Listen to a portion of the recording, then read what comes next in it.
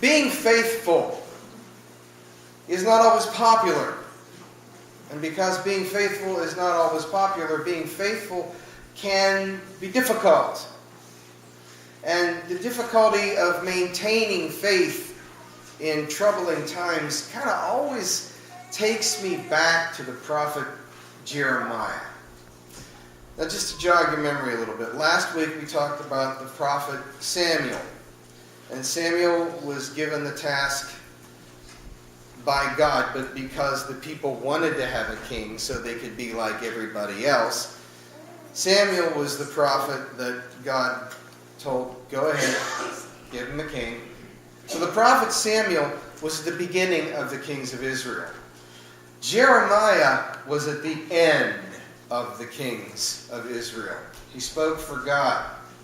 And Jeremiah lived also in a time when things were so bad for the Jewish nation that they'd even split. They kind of had their own little civil war of speaks. They were parting of the ways. There was a northern kingdom and a southern kingdom. Okay, Jeremiah lived in the southern kingdom in the city we know as Jerusalem, and he did not have an easy calling by any stretch of the imagination.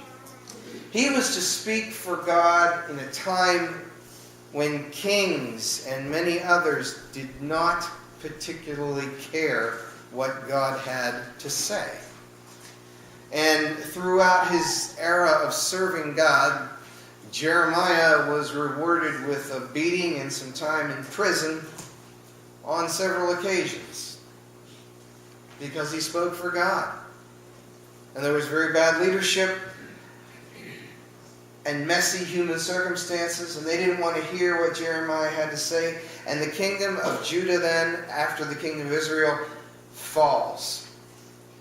And once again, the people are in captivity. This time it's not Egypt. This time it's Babylon. So they've been hauled away. Once again, they are prisoners.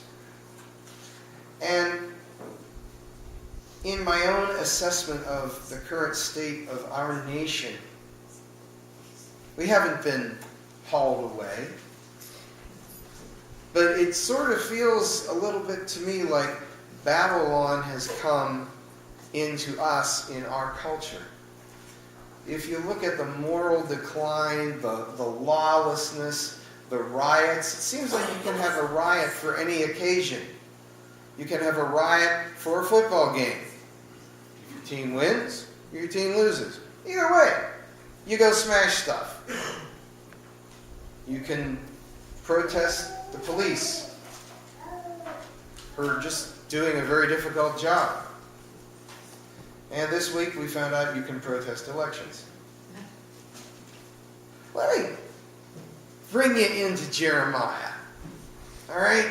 You realize this guy spoke for God. The people didn't listen to him. The king especially didn't listen to him. And the people have been all pulled out and dropped into this foreign place called Babylon. In Jeremiah 29, it says this: Thus says the Lord of hosts, the God of Israel, to all the exiles whom I have sent into exile from Jerusalem to Babylon. Did you notice that even though they were conquered by Babylonians, God said he sent them there? Interesting. God is never surprised. He knows what's going to happen. Truth be told, the Israelites that ended up in Babylon actually ended up better off than the ones who weren't in Babylon. Just if you keep it score.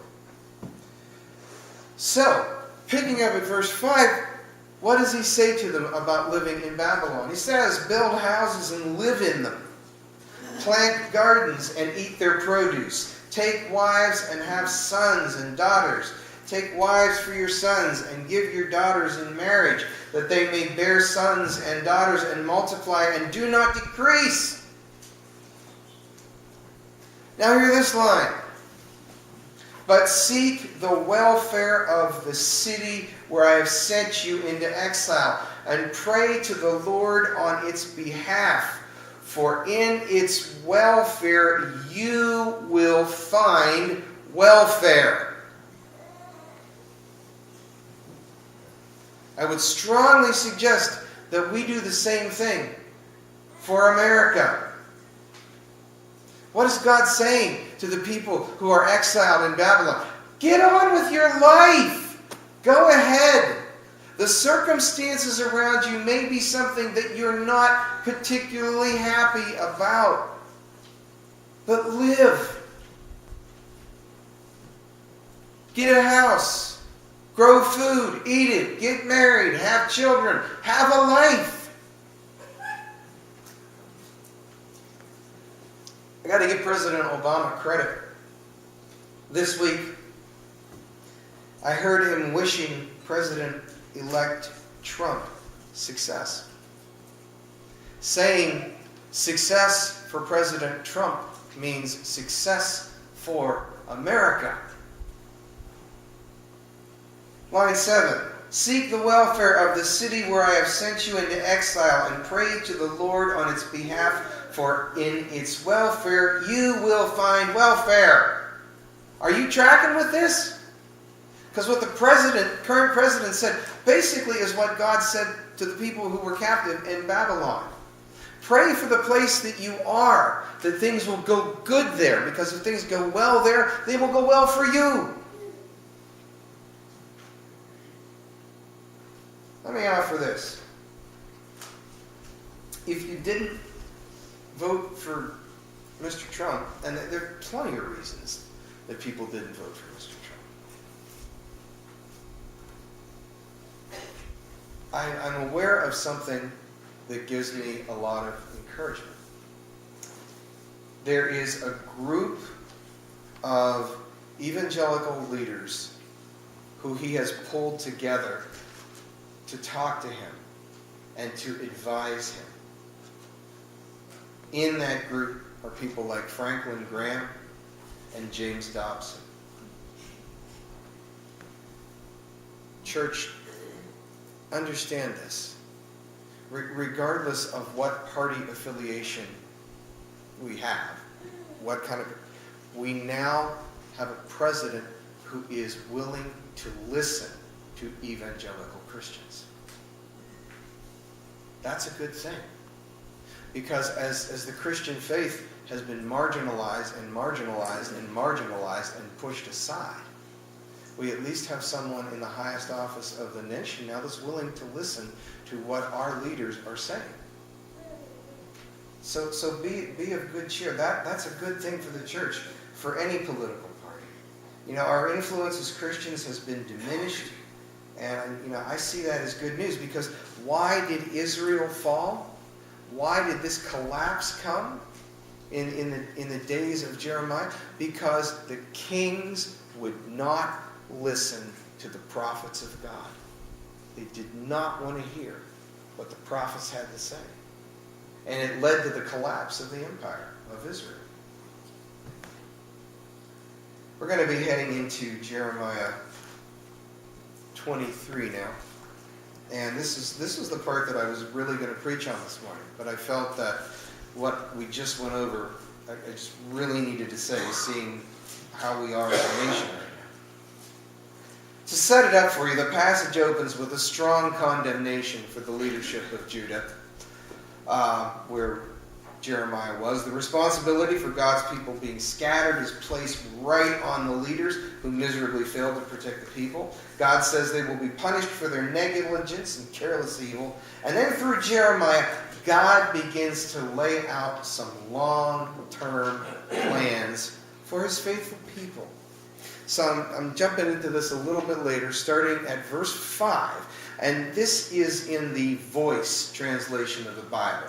I figured if I'm going to pull a big chunk of a major Old Testament prophet out on you, I want to put it in a translation that's easy to understand. So if this doesn't sound like the Bible on your lap, it's because I'm using the Voice this morning.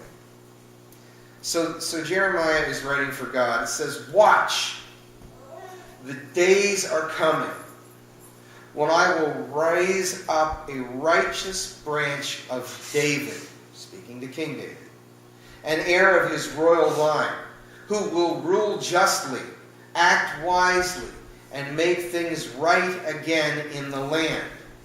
During his reign, Judah will be redeemed and Israel will be a safe place again. The name he is called will tell the story. The eternal is our righteousness. So be ready and watch carefully. The days are coming. Now hear this.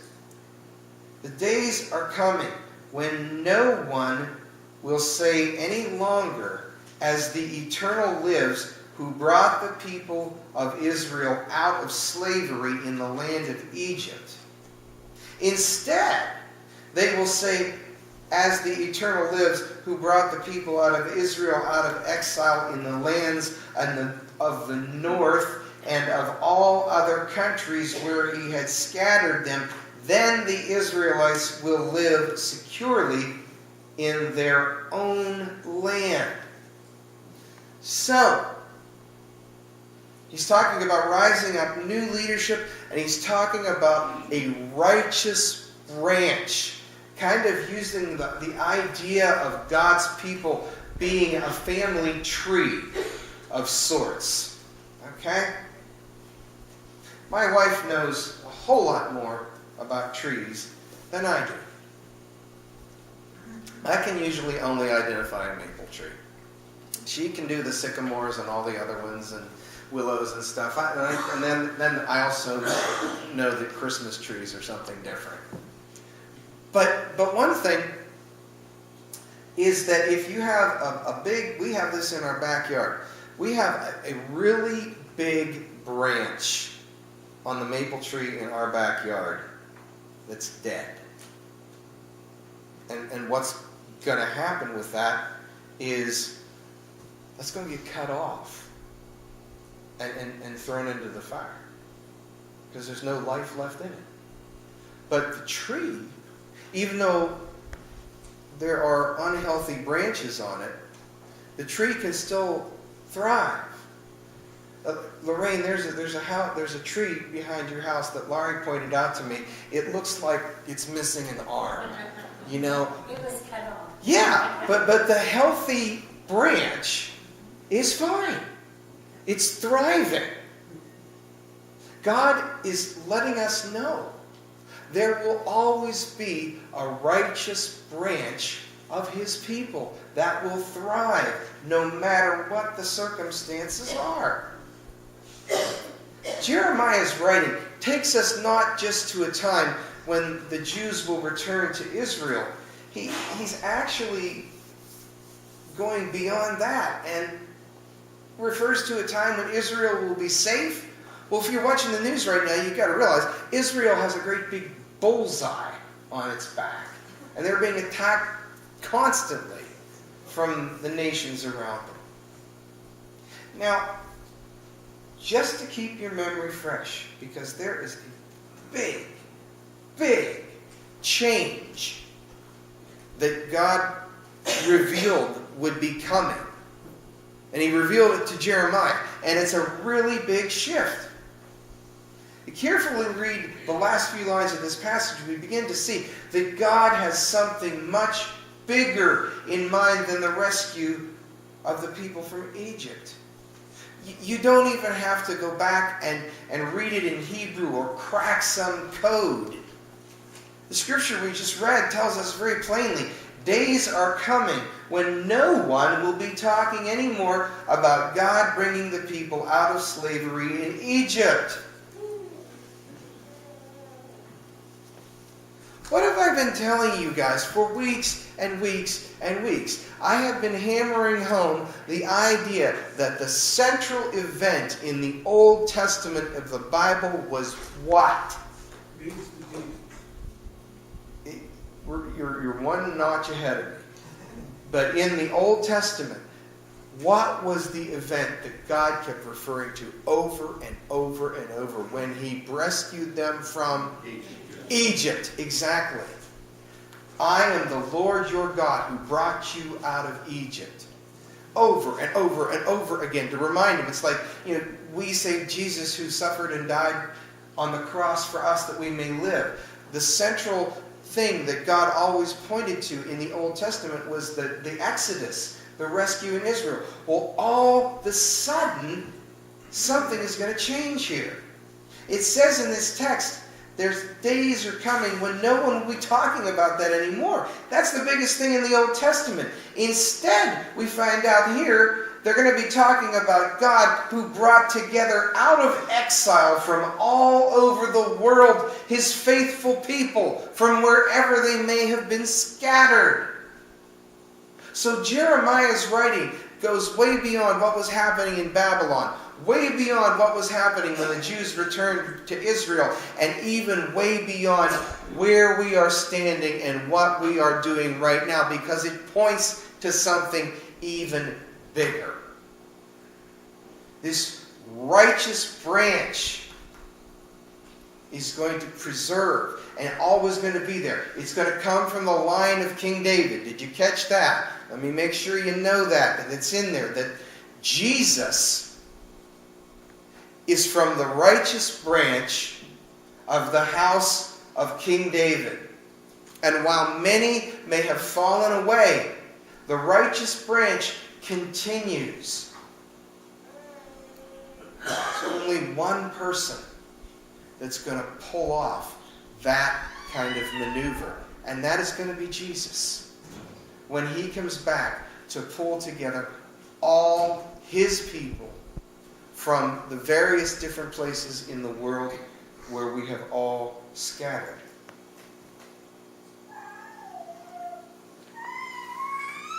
So what can we do? Christian, how do you take this? How do you put this to work in your life? I titled the message Branching Out, or Branch Out. See, we're part of that. Righteous branch. Jesus, remember he said, I am the vine, you are the... Oh yeah, that does sound familiar. I'm glad you remembered that one. And God is faithful, and he always pulls out a remnant of his people. And we, Christians, we, disciples of Jesus Christ, we are to be a little weird in the world. We are to be different than the culture of the world. And talking to people, I know that there's a lot of folks that are just struggling with the negativity and the toxicity in people today, and how to just deal with that. Well, I would say branch out. Remaining connected to the vine of Jesus, but living as Jeremiah told the people in Babylon. Move on with your life. Thrive. In Jeremiah's time, there were bad priests. That was just one of the problems. We live in an era where there are some pretty lame churches that are just going through the motions, and they are kind of like those dead branches that are going to drop off and the people are just falling away. We don't have to join them in following away. We go with the righteous branch and thrive in spite of what may be happening around us. Now, there's a British Christian author named Os Guinness. And believe it or not, I looked it up last night, and it was way up the family tree. But yes, this is the family that brought us Guinness beer, believe it or not. But they also brought us a great theologian who's about 75 years old now. His name's Os Guinness. And I love his books, and I'm going to quote him from a book called Renaissance. And he talks about the idea that there are churches all over America that are just falling apart. And he says this: those who are faithful in each tradition, he's talking about the denomination. So those who are faithful in each tradition are closer to the faithful in other traditions, more so than to the liberal revisionists in their own tradition. In other words, the closer we all are to Jesus, the less significant the labels are that once divided us. Our hope is in Jesus. Our hope is in Jesus. Did I say our hope is in Jesus? Okay? And among those of us who take that very seriously, we need unity. Because we are bumping constantly into people who don't get that. And based upon some activity that I saw on Facebook, it reminded me of something that a pastor that I like a lot once said.